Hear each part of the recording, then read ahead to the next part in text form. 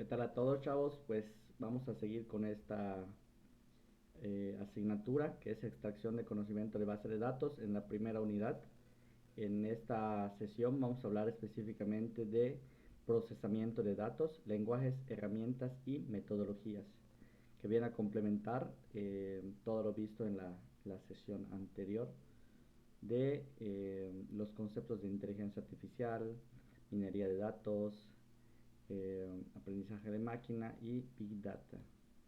Bueno, ya entendimos pues, cómo son los datos, cómo se involucran esos conceptos en sí.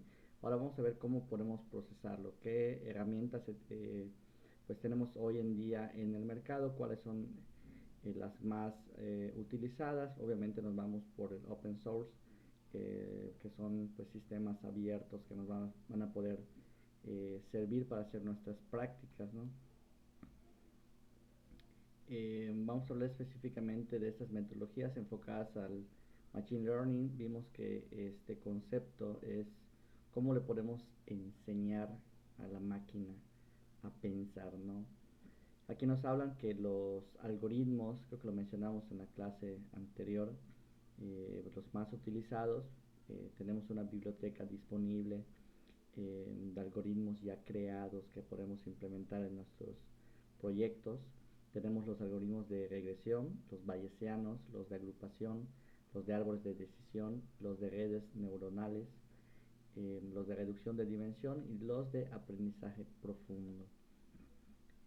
Aquí nos pone una definición que dice textualmente: el aprendizaje automático es la gama de la informática que otorga a la inteligencia artificial la capacidad de aprender tareas a través de los algoritmos de Machine Learning. Eh, la traducción textual de Machine Learning, pues entendemos que es el aprendizaje de máquina, y esa inteligencia artificial, pues tomemos la definición que nos decía que es la simulación del proceso cognitivo del ser humano, ¿no? De la inteligencia del ser humano mediante algoritmos, ¿no? A final de cuentas, pues son tomas de decisiones que van a tomar por nuestro ente inteligente, ya que tengan cuerpo físico o no. Recordemos que pues la inteligencia artificial está presente en muchos lados, ¿no? Más que nada, pues les hice mención en el principio que está en nuestros celulares, ¿no? Para ello, pues vamos a empezar definiendo el concepto de estándar de calidad. Para poder realizar estos procesos o aplicar estas metodologías, pues deben cumplirse ciertas normas o ciertos requisitos que aquí nos engloban mediante unos estándares llamados estándares de calidad en Big Data. La calidad de estos datos y los estándares de calidad que deben cumplir cualquier tipo de datos en cualquier organización para asegurar que obtenemos resultados fiables de los procesos de análisis de datos, pues son específicamente estos estándares. Lo primero de todo explicaremos qué se entiende por calidad de datos. La calidad de datos es la cualidad de un conjunto de información que se encuentra recogida de una base de datos, un sistema de información o un data warehouse. Ojo que en esos conceptos, chavos, data warehouse o almacén de datos, vamos a verlo un poquito más a detalle adelante. Entre sus características están la exactitud, la completitud, la integridad, la actualización, coherencia, relevancia, accesibilidad y confiabilidad, necesarias para que los datos resulten útiles al proceso de procesamiento, ¿no? Al análisis y cualquier otra finalidad que el usuario final quiera darles, retomando el objetivo fundamental, que es la obtención de dinero mediante la toma de decisiones de manera acertada. Nos dice textualmente: realizar un análisis de datos y llegar a conclusiones que apoyan a la toma de decisiones, si la calidad de datos es mala o deficiente, puede provocar tomar decisiones erróneas que perjudican al negocio y a la empresa y a la larga puedan provocar dificultades. Estuvimos tomando los ejemplos de los empleos que ofrecen aquí en nuestro estado y los costos que, bueno, los precios que pagan hoy por hoy a los analistas de datos o los científicos de datos. Vemos que son cantidades pues bastante considerables, ¿no? Derivado a la importancia de la toma de decisiones de manera asertiva. seguimos en el concepto de estándares de calidad. Nos hablan de 5 conceptos que engloban, vaya, otros términos, ¿no? El primero es la disponibilidad, entre esos engloba accesibilidad y oportunidad. La accesibilidad nos dice textualmente si se proporciona una interfaz de acceso a datos y si los datos pueden hacerse públicos fácilmente o fáciles de adquirir. Y la oportunidad, si los datos llegan a tiempo en un periodo de tiempo limitado, se actualizan regularmente y el intervalo de tiempo entre la recopilación y el procesamiento de los datos hasta la liberación cumple los requisitos. Bueno, la disponibilidad es que siempre estén ahí, siempre y en todo momento puedan ser accedidos.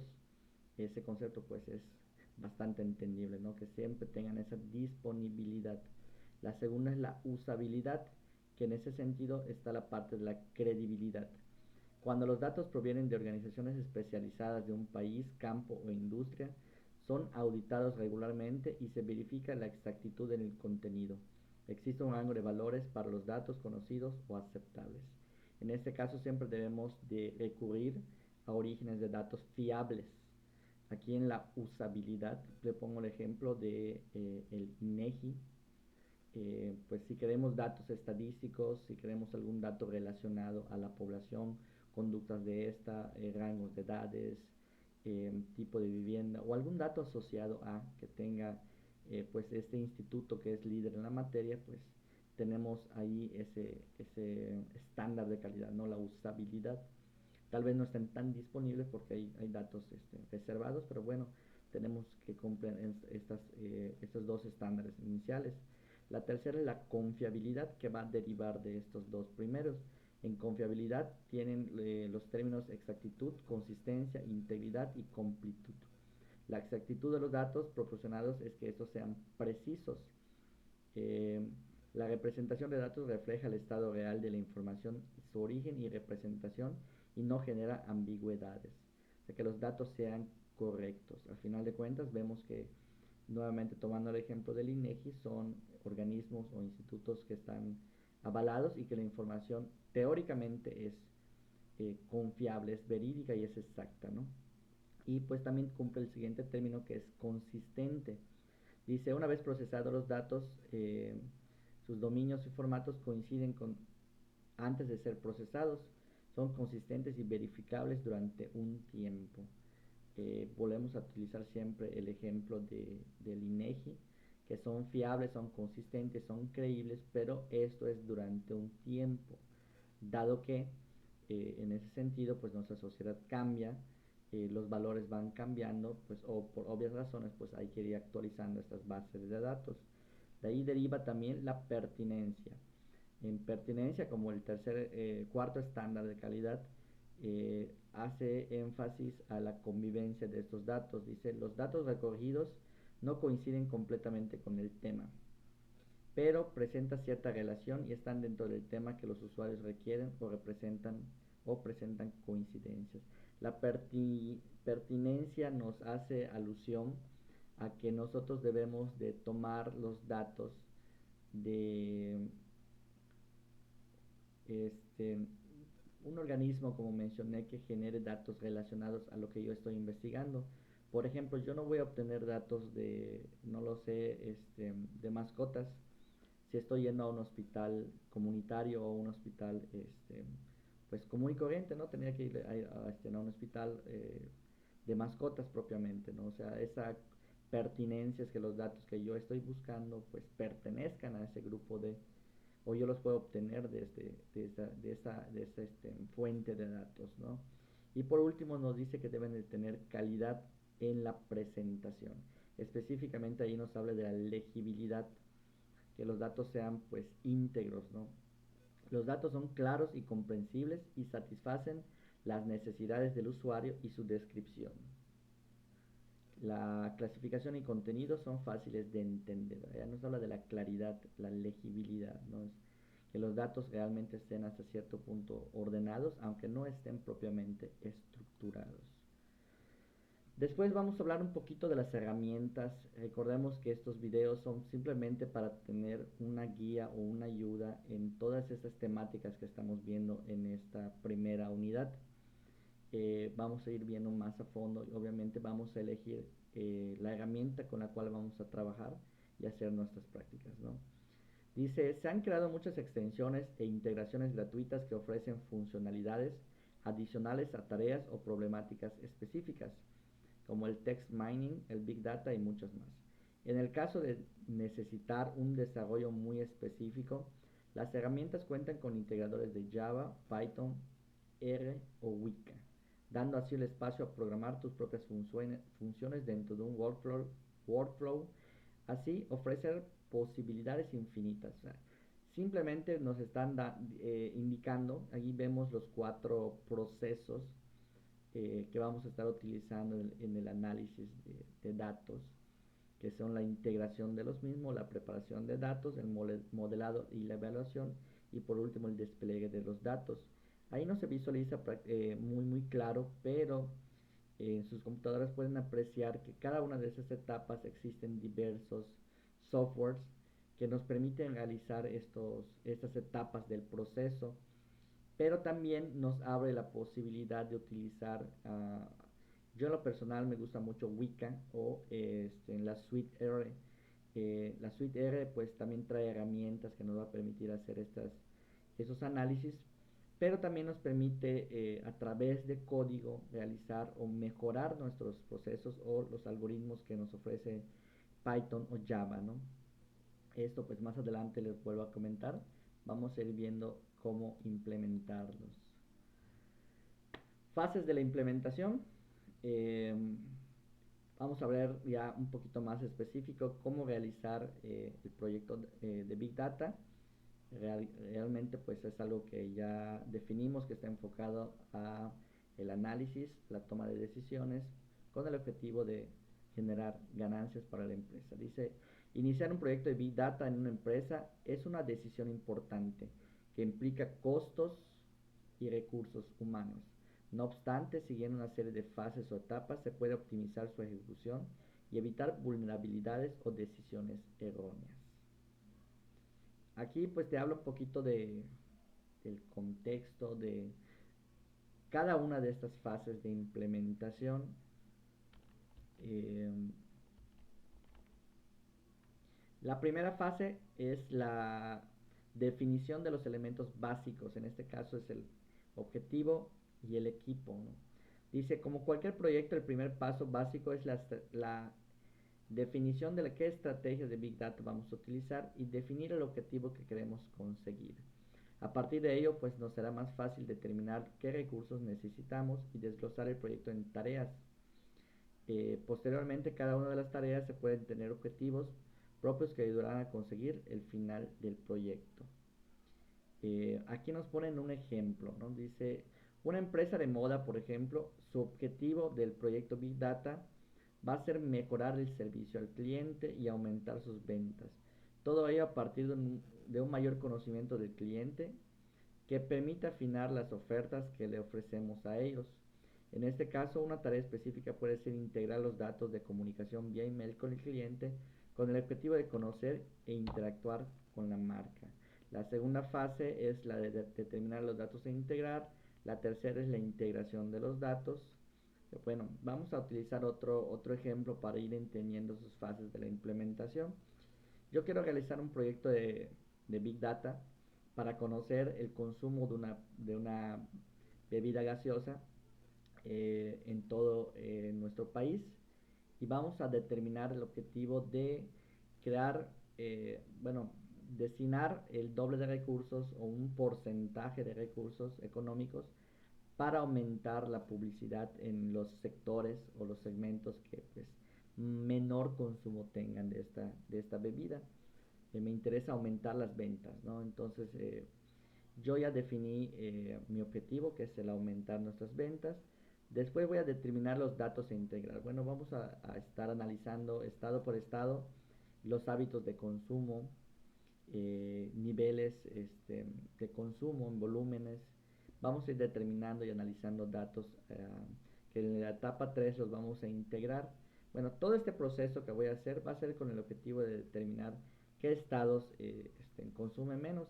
Al final, después de mi integración, Resulta que yo determino que los estados que menos consumen es porque no les gusta el color rojo, les gusta el color azul. De una u otra forma, esa variable es determinante para que esos estados consuman menos. Y bueno, mi estrategia de mercado fue cambiar ese color rojo a color azul. Y pues bueno, estoy técnicamente haciendo el proceso de Big Data. Ya tomé todos los datos de consumo, hábitos de consumo de cada estado, ya los integré. Aquí nos habla un poquito también de las herramientas, ya de la fase, hablando de la fase de integración. Dice, una vez que se tienen los datos y la utilidad que queremos darle, el siguiente paso en el proyecto de Big Data es integrarlos. O sea, yo toda esa información recolectada la voy a pasar a una base de datos tradicional.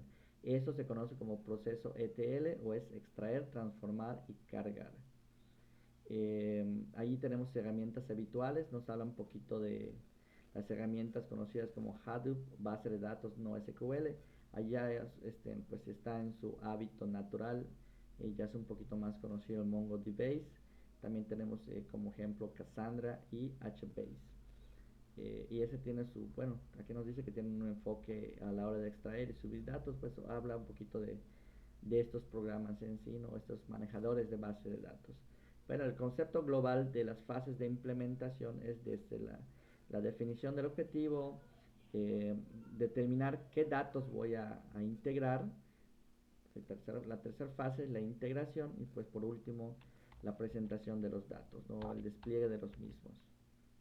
Ahí te hablan la cuarta fase de implementación, el análisis de datos dentro del proyecto. La última fase para implantar un proyecto de Big Data en una empresa es el análisis propio de los datos. Esto permitirá que el proyecto sea operativo y se pueda controlar su correcto funcionamiento.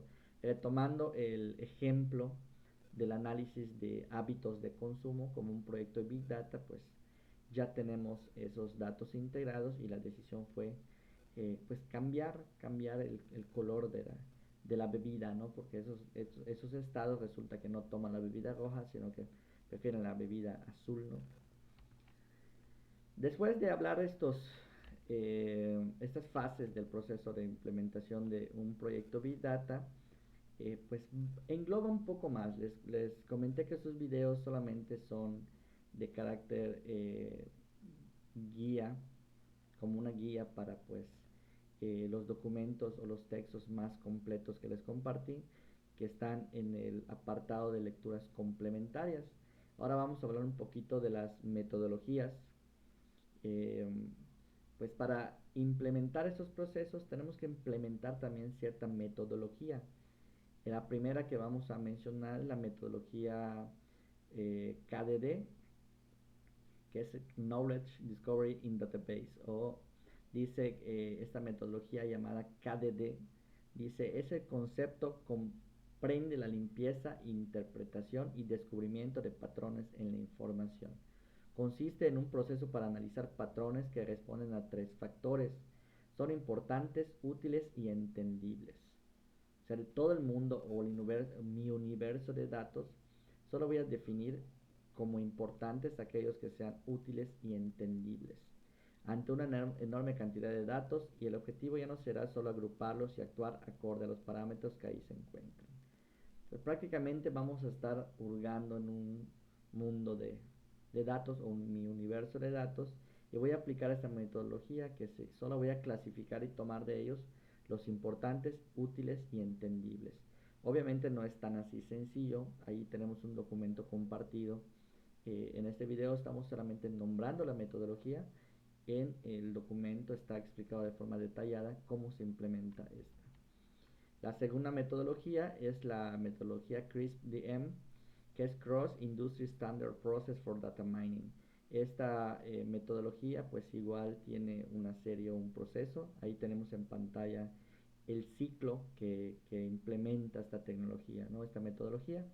Dice que esta metodología, para establecer un proyecto de minería de datos, hay que aplicar las 6 siguientes fases, que es comprensión del negocio, comprensión de los datos, preparación de los datos, modelado de los mismos, evaluación y despliegue. A final de cuentas, pues vemos que estas metodologías ya están más definidas el orden en la cual tenemos que ir pues, implementando cada fase, ¿no? El ejemplo que les pusimos del refresco rojo, pues fue así como que muy general. Aquí ya vemos que realmente ya vamos aplicando esta metodología para llegar a un fin, obviamente pues con el uso de herramientas que ya mencionamos con anterioridad. Por último tenemos una de las metodologías más implementadas, obviamente no son solamente estos tres, de ahí deriva también parte de la investigación que ustedes van a realizar. Por último mencionamos la metodología SEMA, que es Sample, Explore, Modify, Model Assessment. Bueno, dice muestra, explora, modifica, moldea y evalúa. Esta fue propuesta por SAS Institute, en la cual define como el proceso de selección, exploración y modelado aplicado a cantidades significativas de información. Pues esta es otra metodología que igual están definidas en los archivos complementarios, de lecturas complementarias de esta unidad. Dice que esta metodología se aplica a partir de una muestra representativa de los datos, se aplican técnicas estadísticas y de exploración y visualización. Se seleccionan y transforman variables, se moldea con las variables para predecirlos y se evalúa la exactitud del modelo.